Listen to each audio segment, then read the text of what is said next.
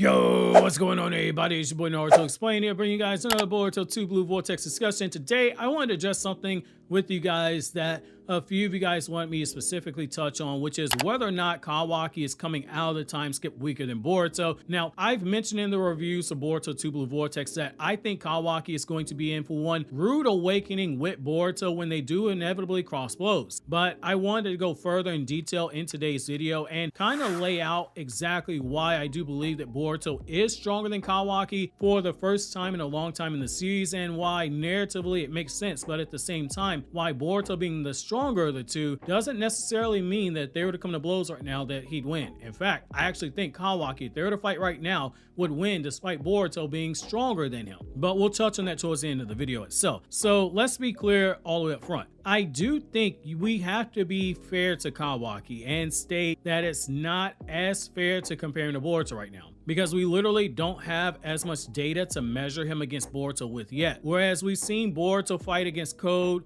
a confirmed beyond Jigen level threat who's also weaker than Ishiki. Boruto dogged out Code without even using his Karma Seal, despite Code using his white Karma Seal, fighting at full power. And we've seen Boruto fight off much stronger Shinjuu than Kawaki ever had to face. We haven't even seen Kawaki do much for the 4 chapters of Boruto Two Blue Vortex. That's not to say Kawaki's weak, because he clearly isn't weak. He ended Boruto Naruto Next Generations a lot stronger than Jigen, in my opinion. The narrative made that pretty clear. Even though he wasn't as good at using Ishiki's power as Jigen was, he was still much stronger than Jigen. It's a matter of skill, not necessarily a matter of power. You can be more skilled than someone, you can know 1,000 different ways to slap someone, but still be weaker. Like, say, Academy student Boruto was clearly more skilled than 16-year-old Naruto, but 16-year-old Naruto would absolutely bully Academy student Boruto so badly if they were to fight that we'd be calling Child Protective Services on Naruto for abusing his future child who wasn't even born yet. However, the little bit of data that we have showed that has seen Kawaki fighting off and defeating weaker Claw Grimes on his own without much trouble, and then when he did run into one of the Claw Grimes and had the Rinnegan, it was not only able to speed blitz him, but it was able to force Kawaki to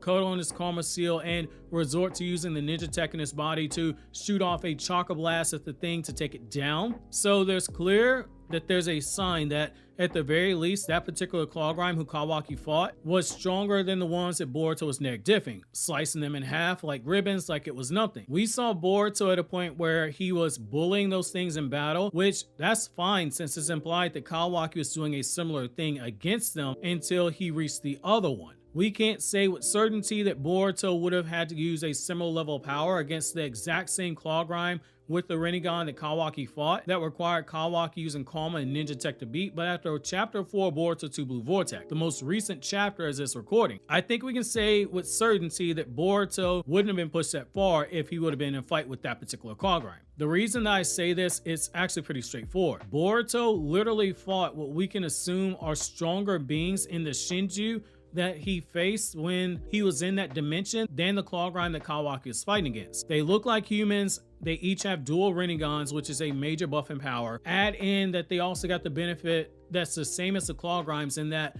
they have Tentail's chakra and part of Code's chakra infused in them, likely giving them the same benefit that Jinchuriki get by being in possession of a Biju chakra, since Biju chakra in a humanoid body makes that chakra stronger than the Biju on its own. I think you have enough here to say that they're stronger. That's why the story tells us that they've evolved and they've grown. They have more power and they're more cunning, and they have the abilities of those people who they took possession of the DNA when they bit them. Those Claw Grimes that Code was using to attack Konoha and that Kawaki is fighting are basically NPC villains that you meet on the explore part of story mode, where you battle against them, you defeat them, and you gain experience points after every battle. If this were Power Rangers, they'd basically be putties. But the things that Boruto fought, they're closer to actual floor bosses that you battle against. At the very least, they're mid-level fighters that are higher than the normal enemies that you would battle otherwise. Boruto was facing beings who were strong enough that he used more effort than he did when he fought against Code. Boruto wasn't busting out elemental ninjutsu against Code like we saw him do when he fought the Shinjuu who looked like Bug. He wasn't using Flying Thunder God in a defensive manner like we saw him do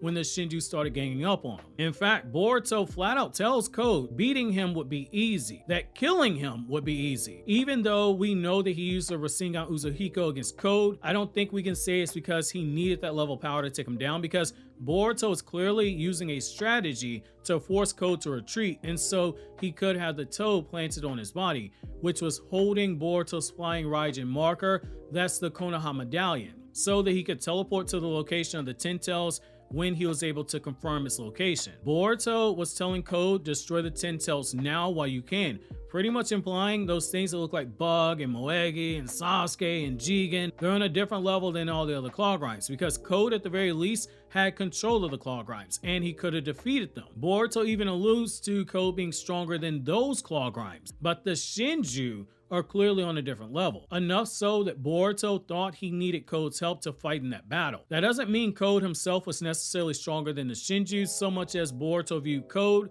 as a valuable asset in that fight to do numbers, and the potential combos that they bust out when using Code's claw mark jutsu, which that would have been really nasty to see those two working together. Total shame that we didn't actually see it, though I understand why narratively Code and Boruto will not team up. I think we have enough to say right now that Boruto is stronger, but we can't say for certainty until we see Kawaki fight against one of these Shinjuu, which I think is inevitable because they're trying to either eat Boruto or Kawaki. Right now they're hunting Boruto, but if they can get Kawaki and make him into a snack, they'll do it because both of them are Otsutsuki. If we see Kawaki fighting them in base and struggling and having to use Karma and Ninja Tech to push them backwards, I think we can say Boruto is definitively stronger than Kawaki, just because Boruto didn't get pushed that level. He never used Karma.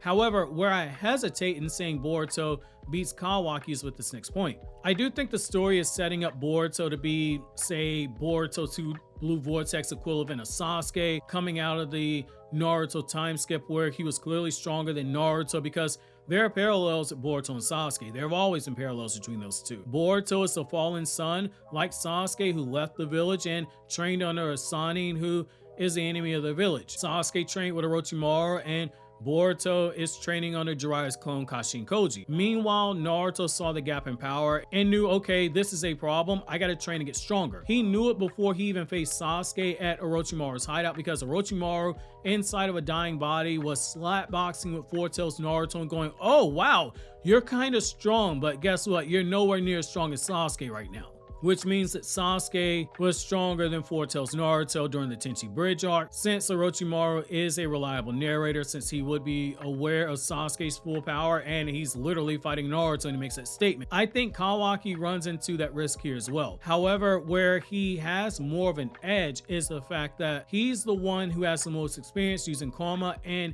if it comes down to using Karma in their battle, his extensive knowledge of Karma and having Ishiki Zojutsu abilities will be enough to give him the edge despite being weaker. However, what's interesting here is that Boruto has closed the gap with Kawaki in one key area, which is Boruto has seen real combat experience now. He's fought people who were out to kill him before, like say the battle with Shojoji. Shojoji was trying to kill him, but it's different than Kawaki spending years upon years where he's fighting life or death battles while training with Kar each and every day. And you saw it especially in Boruto episode 189. When Kawaki fought in that episode, there was a level of feral ferociousness to Kawaki's fighting that not only stood apart when compared to Boruto's generation, but it can only be displayed if you've had those types of battles before.